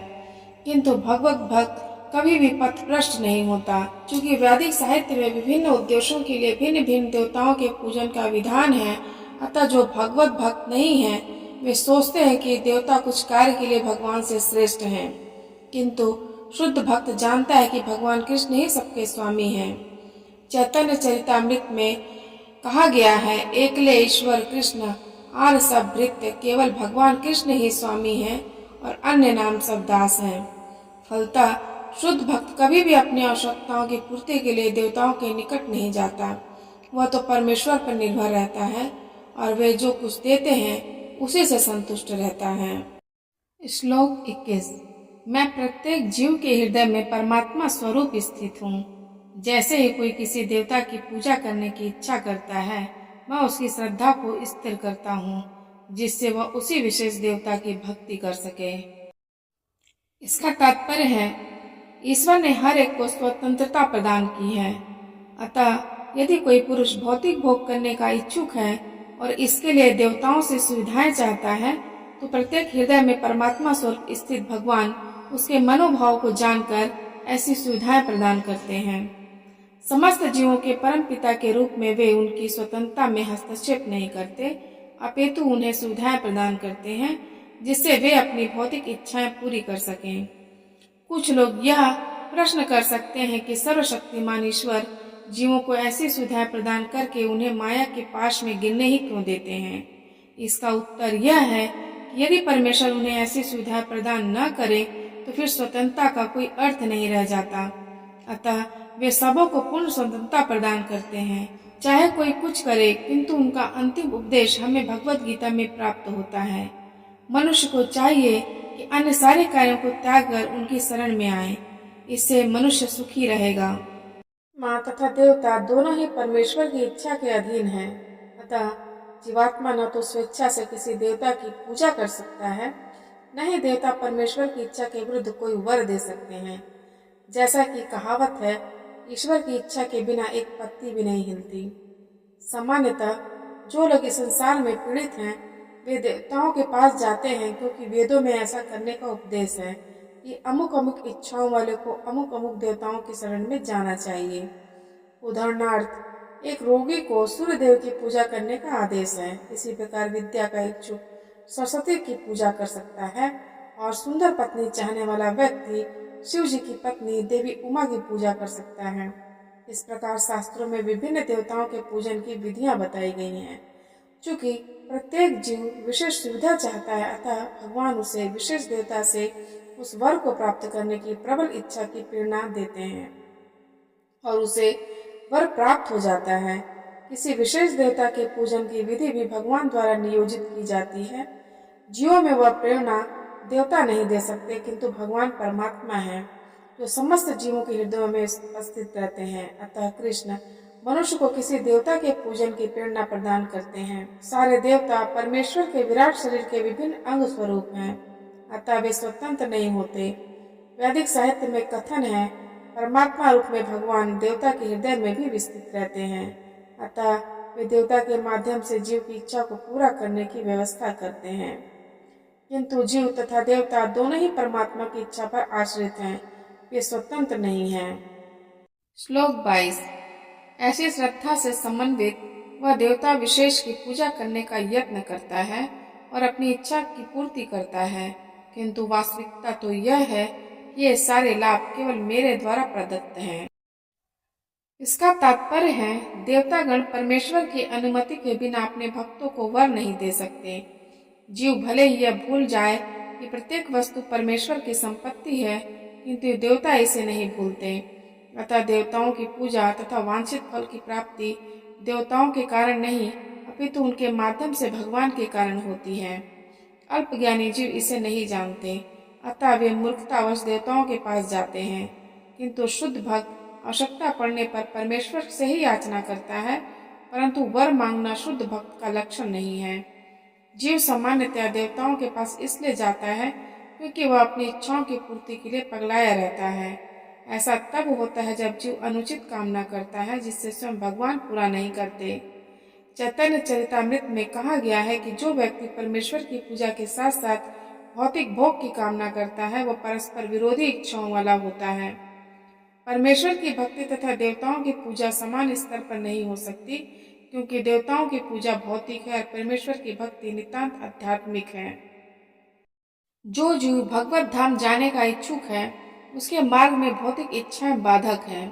अतः भगवान के शुद्ध भक्त को वे भौतिक लाभ नहीं प्रदान किए जाते जिनकी कामना अल्पज्ञ जीव करते रहते हैं, जिसके कारण वे परमेश्वर की भक्ति न करके देवताओं की पूजा में लगे रहते हैं। श्लोक 23। अल्प बुद्धि वाले व्यक्ति देवताओं की पूजा करते हैं और उन्हें प्राप्त होने वाले फल सीमित तथा क्षणिक होते हैं। देवताओं की पूजा करने वाले देवलोक को जाते हैं, किंतु मेरे भक्त अंततः मेरे परम धाम को प्राप्त होते हैं। इसका तात्पर्य है, भगवत गीता के कुछ भाष्यकार कहते हैं कि देवताओं की पूजा करने वाला व्यक्ति परमेश्वर के पास पहुंच सकता है, किंतु यहाँ यह स्पष्ट कहा गया है कि देवताओं के उपासक भिन्न लोक को जाते हैं, जहाँ विभिन्न देवता स्थित हैं। ठीक उसी प्रकार जिस तरह सूर्य की उपासना करने वाला सूर्य को या चंद्रमा का उपासक चंद्रमा को प्राप्त होता है, इसी प्रकार यदि कोई इंद्र जैसे देवता की पूजा करना चाहता है तो उसे पूजे जाने वाले उसी देवता का लोक प्राप्त होगा। ऐसा नहीं है कि जिस किसी भी देवता की पूजा करने से भगवान को प्राप्त किया जा सकता है। यहाँ पर इसका निषेध किया गया है, क्योंकि यह स्पष्ट कहा गया है कि देवताओं के उपासक भौतिक जगत के अन्य लोकों को जाते हैं, किंतु भगवान का भक्त भगवान के ही परम धाम को जाता है। यहाँ पर यह प्रश्न उठाया जा सकता है कि यदि विभिन्न देवता परमेश्वर के शरीर के विभिन्न अंग हैं, तो उन सब की पूजा करने से एक ही जैसा फल मिलना चाहिए। किंतु देवताओं के उपासक अल्पज्ञ होते हैं, क्योंकि वे यह नहीं जानते कि शरीर के किस अंग को भोजन दिया जाए। उनमें से कुछ इतने मूर्ख होते हैं कि वे यह दावा करते हैं कि अंग अनेक हैं, अतः भोजन देने के ढंग अनेक हैं, किंतु यह बहुत उचित नहीं है। क्या कोई कानों या आंखों से शरीर को भोजन पहुंचाया जा सकता है? वे यह नहीं जानते कि ये देवता भगवान के विराट शरीर के विभिन्न अंग हैं और वे अपने अज्ञानवश ये विश्वास कर बैठते हैं कि प्रत्येक देवता पृथक ईश्वर हैं तथा परमेश्वर का प्रतियोगी हैं। न केवल सारे देवता अपितु सामान्य जीव भी परमेश्वर के अंग हैं। श्रीमद् भागवत में कहा गया है कि ब्राह्मण परमेश्वर के सिर हैं, क्षत्रिय उनकी बाहें हैं, वैश्य उनकी कटी तथा शूद्र उनके पांव हैं और इन सबके अलग अलग कार्य हैं। यदि कोई देवताओं को तथा अपने आप को परमेश्वर का अंश मानता है तो उसका ज्ञान पूर्ण है, किंतु यदि वह इसे नहीं समझता तो उसे भिन्न लोकों की प्राप्ति होती है जहाँ देवतागण निवास करते हैं। यह वह गंतव्य नहीं है जहाँ भक्तगण जाते हैं। देवताओं से प्राप्त वर नाशवान होते हैं, क्योंकि इस भौतिक जगत के भीतर सारे लोग, सारे देवता तथा उनके सारे उपासक नाशवान हैं। अतः इस श्लोक में स्पष्ट कहा गया है कि ऐसे देवताओं की उपासना से प्राप्त होने वाले सारे फल नाशवान होते हैं। अतः ऐसी पूजा केवल अल्पज्ञों द्वारा की जाती है। चूंकि परमेश्वर की भक्ति में, कृष्ण भावनामृत में संलग्न व्यक्ति ज्ञान से पूर्ण दिव्य आनंदमय लोक की प्राप्ति करता है, अतः उसकी तथा देवताओं के सामान्य उपासक की उपलब्धियां पृथक पृथक होती हैं। परमेश्वर असीम है, उनका अनुग्रह अनंत है, उनकी दया भी अनंत है। अतः परमेश्वर की अपने शुद्ध भक्तों पर कृपा भी असीम होती है। श्लोक 24। बुद्धिहीन मनुष्य मुझको ठीक से न जानने के कारण सोचते हैं कि मैं पहले निराकार था और अब मैंने इस स्वरूप को धारण किया है। वे अपने अल्प ज्ञान के कारण मेरी अविनाशी तथा सर्वोच्च प्रकृति को नहीं जान पाते। इसका तात्पर्य है, देवताओं के उपासकों को अल्पज्ञ कहा जा चुका है और इस श्लोक में निर्विशेषवादियों को भी अल्पज्ञ कहा गया है। भगवान कृष्ण अपने साकार रूप में यहाँ पर अर्जुन से बातें कर रहे हैं, किंतु तब भी निर्विशेषवादी अपने अज्ञान के कारण तर्क करते रहते हैं कि परमेश्वर का अंततः कोई स्वरूप नहीं होता। श्री रामानुजाचार्य की परंपरा के महान भगवत भक्त यामुनाचार्य ने इस संबंध में 2 अत्यंत उपयुक्त श्लोक कहे हैं। त्वां शील रूप चरितः परम प्रकृष्टः सत्त्वेन सात्विकतया प्रबलश्चात्रः प्रख्यात देव परमार्थ विदाम मतस्य नैवासुर प्रकृतः प्रभवन्ति बोद्धुम। हे प्रभु, व्यासदेव तथा नारद जैसे भक्त आपको भगवान रूप में जानते हैं। मनुष्य विभिन्न वैदिक ग्रंथों को पढ़कर आपके गुण, रूप तथा कार्यों को जान सकता है और इस तरह आपको भगवान के रूप में समझ सकता है, किंतु जो लोग रजो तथा तमो गुण के वश में हैं, ऐसे असुर तथा अभक्तगण आपको नहीं समझ पाते। ऐसे अभक्त वेदांत, उपनिषद तथा वैदिक ग्रंथों की व्याख्या करने में कितने ही निपुण क्यों न हो, वे भगवान को नहीं समझ पाते। ब्रह्म संहिता में यह बताया गया है कि केवल वेदांत साहित्य के अध्ययन से भगवान को नहीं समझा जा सकता। परम पुरुष को केवल भगवत कृपा से जाना जा सकता है। अतः इस श्लोक में स्पष्ट रूप से कहा गया है कि न केवल देवताओं के उपासक अल्पज्ञ होते हैं, अपितु वे अभक्त भी, जो कृष्ण भावनामृत से रहित हैं, जो वेदांत तथा वैदिक साहित्य के अध्ययन में लगे रहते हैं, अल्पज्ञ हैं और उनके लिए ईश्वर के साकार रूप को समझ पाना संभव नहीं है। जो लोग परम सत्य को निर्विशेष करके मानते हैं, वे अबुद्धि बताए गए हैं, जिसका अर्थ है वे लोग जो परम सत्य के परम स्वरूप को नहीं समझते। श्रीमद् भागवत में बताया गया है कि निर्विशेष ब्रह्म से ही परम अनुभूति प्रारंभ होती है, जो ऊपर उठती हुई अंतर्यामी परमात्मा तक जाती है, किंतु परम सत्य की अंतिम अवस्था तो भगवान है। आधुनिक निर्विशेषवादी तो और भी अधिक अल्पज्ञ हैं, क्योंकि वे अपनी पूर्वगामी शंकराचार्य का भी अनुसरण नहीं करते, जिन्होंने स्पष्ट बताया है कि कृष्ण परमेश्वर है। अतः निर्विशेषवादी परम सत्य को न जानने के कारण सोचते हैं कि कृष्ण देवकी तथा वासुदेव के पुत्र हैं, या कि राजकुमार है, या कि शक्तिमान जीवात्मा है। भगवत गीता में भी इसकी भर्त्सना की गई है। अवजानन्ति माम मूढ़ा मानुषीं तनुमाश्रितम, केवल मूर्ख ही मुझे सामान्य पुरुष मानते हैं। तथ्य तो यह है कि कोई बिना भक्ति के तथा कृष्ण भावनामृत विकसित किए बिना कृष्ण को नहीं समझ सकता। इसकी पुष्टि भागवत में हुई है। अथापि ते देव पदाम्बुज द्वय प्रसाद लेसानुगृहित एव ही जनाति तत्त्वं भगवन् महिम्नो न चान्य एको अपि चिरं विचिन्वन्। हे प्रभु, यदि कोई आपके चरण कमलों की रंज मात्र भी कृपा प्राप्त कर लेता है तो वह आपकी महानता को समझ सकता है, किंतु जो लोग भगवान को समझने के लिए मानसिक कल्पना करते हैं वे वेदों का वर्षों तक अध्ययन करके भी नहीं समझ पाते। कोई न तो मनोधर्म द्वारा न ही वैदिक साहित्य की व्याख्या द्वारा भगवान कृष्ण या उनके रूप को समझ सकता है। भक्ति के द्वारा ही उन्हें समझा जा सकता है। जब मनुष्य हरे कृष्ण कृष्ण कृष्ण हरे हरे हरे राम राम राम हरे हरे इस महानतम जप से प्रारंभ करके कृष्ण भावनामृत में पूर्णतया तन्मय हो जाता है, तभी वह भगवान को समझ सकता है। अभक्त निर्विशेषवादी मानते हैं कि भगवान कृष्ण का शरीर इसी भौतिक प्रकृति का बना है और उनके कार्य, उनका रूप इत्यादि भी सभी माया है। ये निर्विशेषवादी मायावादी कहलाते हैं। ये परम सत्य को नहीं जानते। 20वें श्लोक में स्पष्ट कहा गया है कि जो लोग कामेक्षाओं से अंधे हैं वे अन्य देवताओं की शरण में जाते हैं। यह स्वीकार किया गया है कि भगवान के अतिरिक्त अन्य देवता भी हैं जिनके अपने अपने लोक हैं और भगवान का भी अपना लोक है। जैसा कि 23वें श्लोक में कहा गया है कि देवताओं के उपासक उनके लोकों को जाते हैं और कृष्ण के भक्त हैं वे कृष्ण लोक को जाते हैं। यद्यपि यह स्पष्ट कहा गया है, किंतु तो भी मूर्ख मायावादी यह मानते हैं कि भगवान निर्विशेष हैं और ये विभिन्न रूप उन पर ऊपर से थोपे गए हैं। क्या गीता के अध्ययन से ऐसा प्रतीत होता है कि देवता तथा उनके धाम निर्विशेष हैं? स्पष्ट है कि न तो देवतागण न ही कृष्ण निर्विशेष हैं, वे सभी व्यक्ति हैं। भगवान कृष्ण परमेश्वर हैं और उनका अपना लोक है और देवताओं के भी अपने अपने लोक हैं। अतः यह अद्वैतवादी तर्क कि परम सत्य निर्विशेष है और रूप ऊपर से थोपा हुआ है सत्य नहीं उतरता। यहाँ स्पष्ट बताया गया है कि ऊपर से थोपा हुआ नहीं है।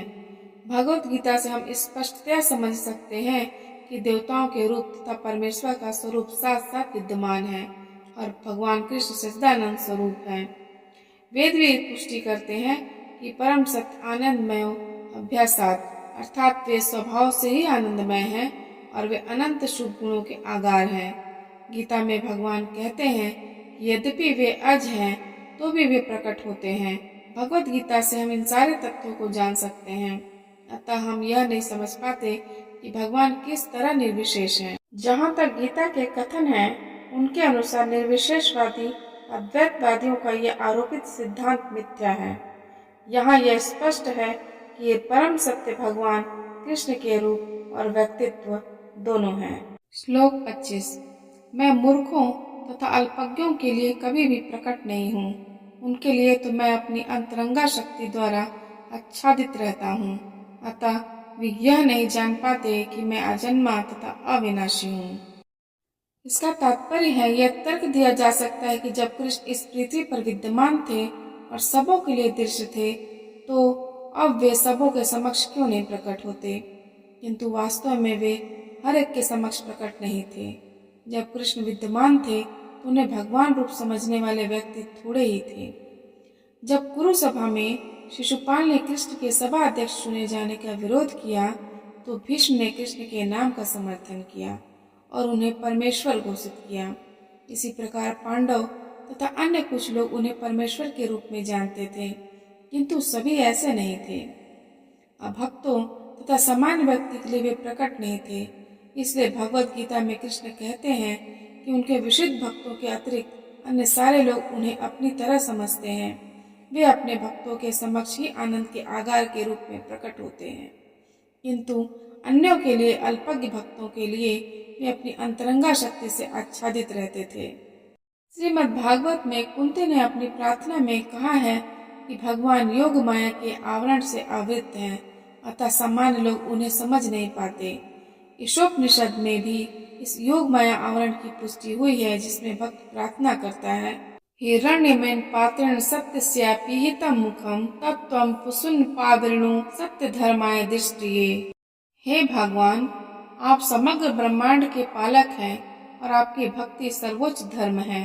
अतः मेरी प्रार्थना है कि आप मेरा भी पालन करें। आपका दिव्य रूप योग माया से आवृत है। ब्रह्म ज्योति आपकी अतरंगा शक्ति का आवरण है। कृपया इस तेज को हटा लें, क्योंकि यह आपके सच्चिदानंद विग्रह के दर्शन में बाधक है। भगवान अपने दिव्य सच्चिदानंद रूप में ब्रह्म ज्योति की अंतरंगा शक्ति से आवृत है, जिसके फलस्वरूप अल्पज्ञानी विशेषवादी परमेश्वर को नहीं देख पाते। श्रीमद् भागवत में भी ब्रह्म द्वारा की गई यह स्तुति, हे भगवान, हे परमात्मा, हे समस्त रहस्यमय के स्वामी, संसार में ऐसा कौन है जो आपकी शक्ति तथा लीलाओं का अनुमान लगा सके। आप सदैव अपनी अंतरंगा शक्ति का विस्तार करते रहते हैं, अतः कोई भी आपको नहीं समझ सकता।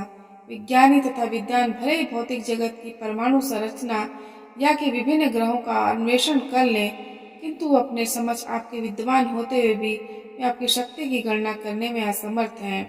भगवान कृष्ण न केवल अजन्मा है, अपितु अव्यय भी हैं। वे सच्चिदानंद रूप हैं और उनकी शक्तियाँ अव्यय हैं। श्लोक 26। हे अर्जुन, श्री भगवान होने के नाते मैं जो कुछ भूतकाल में घटित हो चुका है, जो वर्तमान में घटित हो रहा है और जो आगे आने वाला है, वह सब कुछ जानता हूँ। मैं समस्त जीवों को भी जानता हूँ, किंतु मुझे कोई नहीं जानता।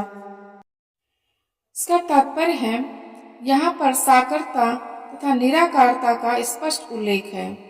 यदि भगवान कृष्ण का स्वरूप माया होता, जैसा कि मायावादी मानते हैं, तो उन्हें भी जीवात्मा की भांति अपना शरीर बदलना पड़ता और विगत जीवन के विषय में सब कुछ विस्मरण हो जाता।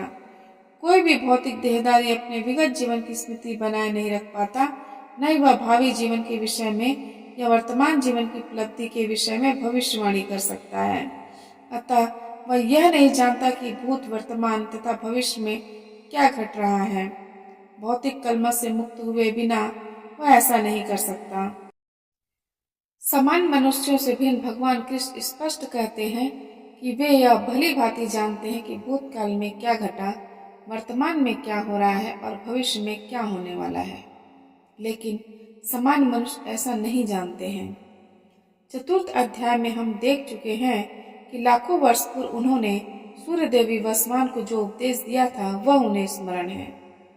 कृष्ण प्रत्येक जीव को जानते हैं, क्योंकि वे सबों के हृदय में परमात्मा रूप में स्थित हैं। किंतु अल्पज्ञानी प्रत्येक जीव के हृदय में परमात्मा रूप में स्थित होने तथा श्री भगवान के रूप में उपस्थित रहने पर भी श्री कृष्ण को परम पुरुष के रूप में नहीं जान पाते, भले ही वे निर्विशेष ब्रह्म को क्यों न समझ लेते हों। निसंदेह श्री कृष्ण का दिव्य शरीर अनश्वर है। वे सूर्य के समान हैं और माया बादल के समान है। भौतिक जगत में हम सूर्य को देखते हैं, बादलों को देखते हैं और विभिन्न नक्षत्र तथा ग्रहों को देखते हैं। आकाश में बादल इन सबों को अल्पकाल के लिए ढक सकता है, किंतु यह आवरण हमारी दृष्टि तक ही सीमित होता है। सूर्य, चंद्रमा तथा तारे सचमुच ढके नहीं होते। इसी प्रकार माया परमेश्वर को आच्छादित नहीं कर सकती। वे अपनी अंतरंगा शक्ति के कारण अल्पज्ञों को दृश्य नहीं होते। जैसा कि इस अध्याय के 3 श्लोक में कहा गया कि करोड़ों पुरुषों में से कुछ ही सिद्ध बनने का प्रयत्न करते हैं और सहस्त्रों ऐसे सिद्ध पुरुषों में से कोई एक भगवान कृष्ण को समझ पाता है। भले ही कोई निराकार ब्रह्म या अंतर्यामी परमात्मा की अनुभूति के कारण सिद्ध हो ले, किंतु कृष्ण भावनामृत के बिना वह भगवान कृष्ण को समझ नहीं सकता। श्लोक 27। हे भरतवंशी, हे शत्रु विजेता, समस्त जीव जन्म लेकर इच्छा तथा घृणा से उत्पन्न द्वंद्वों से मोहग्रस्त होकर मोह को प्राप्त होते हैं। इसका तात्पर्य है, जीव की स्वाभाविक स्थिति शुद्ध ज्ञान रूप परमेश्वर की अधीनता है। मोहवश जब मनुष्य इस शुद्ध ज्ञान से दूर हो जाता है, तो वह माया के वशीभूत हो जाता है और भगवान को नहीं समझ पाता। यह माया इच्छा तथा घृणा के द्वंद्व रूप में प्रकट होती है। इसी इच्छा तथा घृणा के कारण मनुष्य परमेश्वर से तदाकार होना चाहता है और भगवान के रूप में कृष्ण से ईर्ष्या करता है। किंतु शुद्ध भक्त इच्छा तथा घृणा से मोहग्रस्त नहीं होते, अतः वे समझ सकते हैं कि भगवान श्री कृष्ण अपनी अंतरंगा शक्ति से प्रकट होते हैं। पर जो द्वंद्व तथा अज्ञान के कारण मोहग्रस्त हैं, वे यह सोचते हैं कि भगवान भौतिक शक्तियों द्वारा उत्पन्न होते हैं। यही उनका दुर्भाग्य है। ऐसे मोहग्रस्त व्यक्ति मान अपमान, दुख सुख, स्त्री पुरुष, अच्छा बुरा, आनंद पीड़ा जैसे द्वंद्वों में रहते हुए सोचते रहते हैं, यह मेरी पत्नी है, यह मेरा घर है, मैं इस घर का स्वामी हूँ, मैं इस स्त्री का पति हूँ। यही मोह के द्वंद्व हैं। जो लोग ऐसे द्वंद्वों से मोहग्रस्त होते हैं वे निपट मूर्ख हैं और वे भगवान को नहीं समझ सकते। श्लोक 28। जिन मनुष्यों ने पूर्व जन्मों में तथा इस जन्म में पुण्य कर्म किए हैं और जिनके पाप कर्मों का पूर्णतः उच्छेदन हो चुका होता है, वे मोह के द्वंद्वों से मुक्त हो जाते हैं और वे संकल्प पूर्वक मेरी सेवा में तत्पर होते हैं। इसका तात्पर्य है, इस अध्याय में उन लोगों का उल्लेख है जो दिव्य पद को प्राप्त करने के अधिकारी हैं। जो पापी, नास्तिक, मूर्ख तथा कपटी हैं, उनके लिए इच्छा तथा घृणा के द्वंद्व को पार कर पाना कठिन है। केवल ऐसे पुरुष भक्ति स्वीकार करके क्रमशः भगवान के शुद्ध ज्ञान को प्राप्त करते हैं, जिन्होंने धर्म के विधि विधानों का अभ्यास करने, पुण्य कर्म करने तथा पाप कर्मों के जीतने में अपना जीवन लगाया है। फिर भी वे क्रमशः भगवान का ध्यान समाधि में करते हैं। आध्यात्मिक पद पर आसीन होने की यही विधि है। शुद्ध भक्तों की संगति में कृष्ण भावनामृत के अंतर्गत ही ऐसी पद प्राप्ति संभव है, क्योंकि महान भक्तों की संगति से ही मनुष्य मोह से उबर सकता है। श्रीमद् भागवत में कहा गया है कि यदि कोई सचमुच मुक्ति चाहता है तो उसे भक्तों की सेवा करनी चाहिए, किंतु जो भौतिकतावादी पुरुषों की संगति करता है वह संसार के गहन अंधकार की ओर अग्रसर होता रहता है। भगवान के सारे भक्त विश्व भर का भ्रमण इसलिए करते हैं जिससे वे बद्ध जीवों को उनके मोह से उबार सकें। मायावादी यह नहीं जान पाते कि परमेश्वर के अधीन अपनी स्वाभाविक स्थिति को भूलना ही ईश्वरीय नियम की सबसे बड़ी अवहेलना है। जब तक वह अपनी स्वाभाविक स्थिति को पुनः प्राप्त नहीं कर लेता, तब तक परमेश्वर को समझ पाना या संकल्प के साथ उसके दिव्य प्रेमा भक्ति में पूर्णतया प्रवृत्त हो पाना कठिन है। श्लोक 29। जो जरा तथा मृत्यु से मुक्ति पाने के लिए यत्नशील रहते हैं, वे बुद्धिमान व्यक्ति मेरी भक्ति की शरण ग्रहण करते हैं। वे वास्तव में ब्रह्म हैं, क्योंकि वे दिव्य कर्मों के विषय में पूरी तरह से जानते हैं। तात्पर्य है, जन्म, मृत्यु, जरा तथा रोग इस भौतिक शरीर को सताते हैं, आध्यात्मिक शरीर को नहीं। आध्यात्मिक शरीर के लिए न तो जन्म है, न मृत्यु, न जरा, न रोग। अतः जिसे आध्यात्मिक शरीर प्राप्त हो जाता है वह भगवान का पार्षद बन जाता है और नित्य भक्ति करता है, वही मुक्त है। अहम ब्रह्मास्मि, मैं आत्मा हूँ, कहा गया है कि मनुष्य को चाहिए कि वह यह समझे कि मैं ब्रह्म या आत्मा हूँ। जीवन का यह ब्रह्म बोध ही भक्ति है। जैसा कि इस श्लोक में कहा गया है, शुद्ध भक्त ब्रह्म पद पर आसीन होते हैं और दिव्य कर्मों के विषय में सब कुछ जानते रहते हैं। भगवान की दिव्य सेवा में रत रहने वाले 4 प्रकार के अशुद्ध भक्त हैं, जो अपने अपने लक्ष्यों को प्राप्त करते हैं और भगवत कृपा से जब वे पूर्णतः कृष्ण भावना भावित हो जाते हैं तो परमेश्वर की संगति का लाभ उठाते हैं। किंतु देवताओं के उपासक कभी भी भगवत धाम नहीं पहुंच पाते। यहाँ तक कि अल्पज्ञ ब्रह्मभूत व्यक्ति भी कृष्ण के परम धाम गोलोक वृंदावन को प्राप्त नहीं कर पाते। केवल ऐसे व्यक्ति जो कृष्ण भावनामृत में कर्म करते हैं वे ही ब्रह्म कहलाने के अधिकारी होते हैं, क्योंकि वो सचमुच ही कृष्ण धाम पहुंचने के लिए प्रयत्नशील रहते हैं। ऐसे व्यक्तियों को कृष्ण के विषय में कोई भ्रांति नहीं रहती और वे सचमुच ब्रह्म हैं। जो लोग भगवान के स्वरूप की पूजा करने में लगे रहते हैं या भवबंधन से मुक्ति पाने के लिए निरंतर भगवान का ध्यान करते हैं, वे भी ब्रह्म, अधिभूत आदि के तात्पर्य को समझते हैं, जैसा कि भगवान ने अगले अध्याय में बताया है। श्लोक 30। जो मुझ परमेश्वर को मेरी पूर्ण चेतना में रहकर मुझे जगत का, देवताओं का तथा समस्त यज्ञ विधियों का नियामक जानते हैं, वे अपनी मृत्यु के समय भी मुझ भगवान को जान और समझ सकते हैं।